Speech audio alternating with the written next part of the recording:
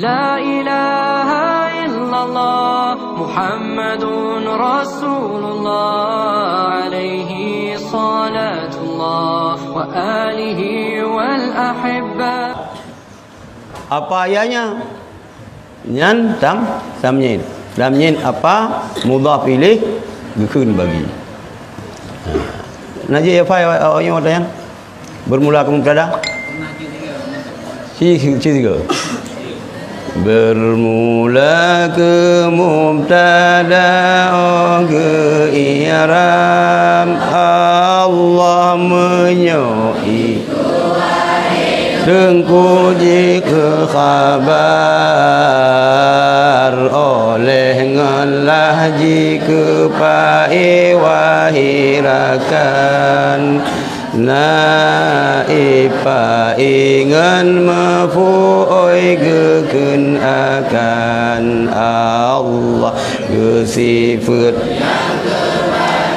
Tahgehal pakri Allah tamnyin apa mudhaf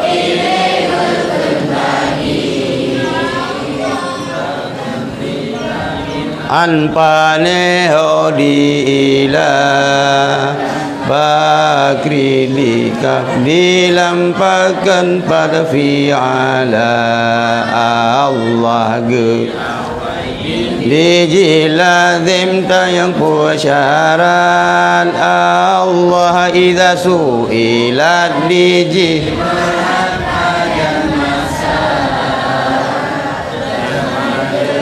Mayo jatuh bak kemudian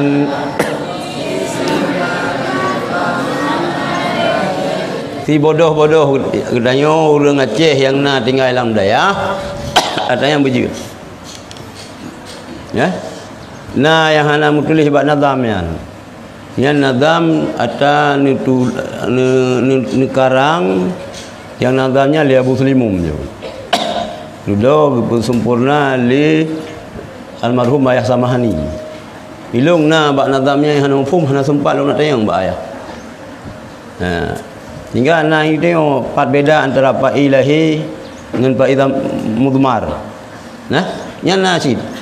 Oleh ngelah ke pak ilahi bertaturi Allah ke pak itu somana ia nyan bemeri kena pak itu som ianya nyan ianya pak iji tu som ya hana je bahasa Aceh kaku lebih-lebih awak Aceh hanya bahasa Aceh Aceh kan Aceh Aceh gerop kubah daro cok dagop.